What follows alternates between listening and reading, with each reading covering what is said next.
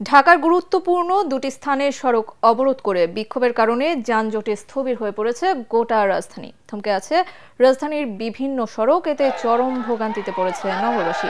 প্রধান উপদেষ্টার বাসভবন যমুনা অভিমুখে লং মার্চে বাধার মুখে কাকরাইলে বসে গতকাল থেকে টানা আন্দোলন করছেন জগন্নাথ বিশ্ববিদ্যালয়ের শিক্ষার্থীরা। অন্যদিকে গুলিস্তানে নগর ভবনের সামনে অবস্থান কর্মসূচি পালন করছেন ইশরাক সমর্থকরা। এতে যানজটে স্থবির হয়ে পড়েছে ঢাকার গুরুত্বপূর্ণ বিভিন্ন সড়ক।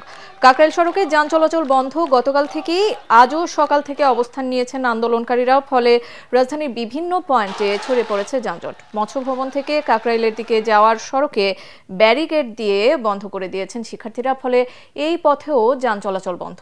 কাকরাইল মোড়ে দাঁড়িয়ে নানা স্লোগান দিয়ে আন্দোলন করছেন শিক্ষার্থীরা।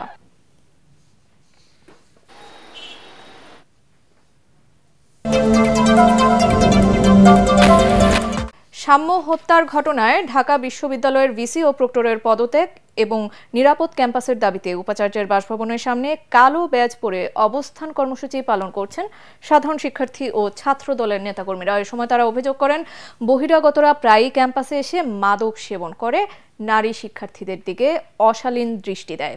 সোহরাওয়ার্দী উদ্যান সহ বিভিন্ন জায়গা মাদকের হটস্পট। এসব বিষয়ে বিশ্ববিদ্যালয় প্রশাসনকে জানানোর পরও কোনো পদক্ষেপ নেয়নি বলে অভিযোগ করেন শিক্ষার্থীরা। ক্যাম্পাসে নিরাপত্তা দিতে ব্যর্থতা হওয়ায় ভিসি ও প্রক্টরের পদত্যাগ দাবি করেন ছাত্রদল নেতারা। সাম্যের মৃত্যু নিয়ে ছাত্র শিবির সামাজিক যোগাযোগ মাধ্যমে অপপ্রচার চালাচ্ছে বলেও মন্তব্য করেন ছাত্রদল সভাপতি রাকিবুল ইসলাম রাকিব। নিরাপদ ক্যাম্পাস ও বিচারের দাবিতে মার্চ ফর জাস্টিসের ঘোষণা দেন তিনি। এদিকে কাল থেকে বাদ আসর ঢাকা বিশ্ববিদ্যালয় কেন্দ্রীয় জামে মসজিদে সাম্যের আত্মার মাগফিরাত কামনা করে দোয়ার আয়োজন করবে ছাত্রদল। রাজনৈতিক উদ্দেশ্যে ঢাকা বিশ্ববিদ্যালয়ের ছাত্রদল নেতা শাহরিয়ার আলম সাম্যকে হত্যা করা হয়েছে বলে মন্তব্য করেছেন বিএনপির সিনিয়র যুগ্ম মহাসচিব রুহুল কবির রিজভী। সাম্য হত্যার প্রতিবাদে জাতীয় প্রেসক্লাবের সামনে মানববন্ধনে তিনি প্রশ্ন রাখেন, জাতীয় সংগীতের পক্ষে কথা বলায় সাম্যকে হত্যা করা হয়েছে কিনা। অভিযোগ করেন, ঢাকা বিশ্ববিদ্যালয়ের ভিসি ক্যাম্পাসে তার ব্যক্তিগত আদর্শ প্রতিষ্ঠার অপচেষ্টা চালাচ্ছে। সাম্য হত্যাকাণ্ডকে ভিন্ন খাতে নিলে তা সরকারের জন্য ভালো হবে না বলেও হুঁশিয়ার করেন রিজভী। এ সময় আন্দোলনরত জগন্নাথ বিশ্ববিদ্যালয়ের শিক্ষার্থীদের সাথে সরকার দ্বিচারী মনোভাবের সমালোচনা করেন বিএনপির এই নেতা। এর মধ্যে রাজনৈতিক কারণ আছে। শাহবাগে জাতীয় সঙ্গীত বন্ধের জন্য একটা আন্দোলন চলছিল, তার বিরুদ্ধে সে একটা পোস্ট দিয়েছে যে আপনার জাতীয় সঙ্গীতের পক্ষে। এইটাই কি কারণ? তার রাজনৈতিক শত্রু কারা আমরা একটু আভাস পাচ্ছি। এই রাজনৈতিক শত্রুদের চিহ্নিত করে অবিলম্বে তাদেরকে গ্রেপ্তার করে শাস্তির আওতায় নিয়ে আসবে, তা না হলে এর পরিণতি ভয়াবহ হবে। প্রধান উপদেষ্টার প্রেস সচিব শফিকুল আলম বলেছেন, গত 9 মাসে দেশের গণমাধ্যম সবচেয়ে বেশি স্বাধীনতা ভোগ করেছে। অন্তর্বর্তী সরকার কোনো সংবাদ মাধ্যম বন্ধ কিংবা সাংবাদিককে চাকরিচ্যুত করেনি, যা গত 15 বছর ফ্যাসিবাদ সরকার করেছে। তিনি বলেন, কিছু সাংবাদিক চাকরি হারাচ্ছেন, তার জন্য দায়ী সেসব প্রতিষ্ঠানের মালিকরা। তারা নিজেদের স্বার্থে ওইসব সাংবাদিককে চাকরিচ্যুত করেছেন।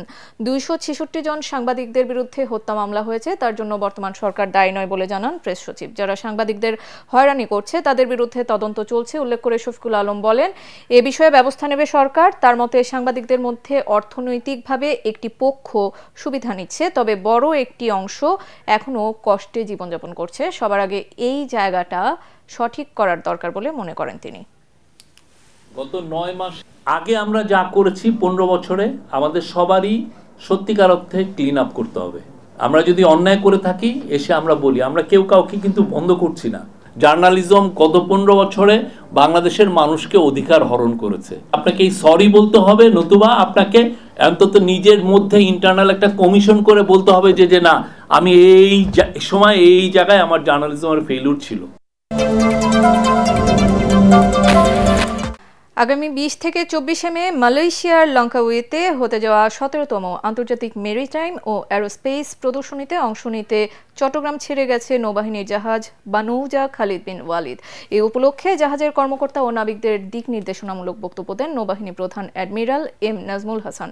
এ সময় বাহিনীর ঐতিহ্য ও রীতি অনুযায়ী বাদ্য পরিবেশনের মাধ্যমে বানৌজা খালিদ বিন ওয়ালিদ জাহাজকে আনুষ্ঠানিক বিদায় জানানো হয়। 5 দিনব্যাপী অনুষ্ঠিতব্য এই প্রদর্শনীতে জাহাজের অধিনায়ক ক্যাপ্টেন এম এজাজ মাসুদের নেতৃত্বে 34 জন কর্মকর্তা সহ 229 জন সদস্য অংশ নিচ্ছেন, যা আন্তর্জাতিক অঙ্গনের বাংলাদেশের ভাবমূর্তিকে উজ্জ্বল করবে। অনুষ্ঠানে কমান্ডার, চট্টগ্রাম নৌ অঞ্চল সহ উচ্চ পদস্থ কর্মকর্তা ও নাবিকদের পরিবারের সদস্যরা উপস্থিত ছিলেন।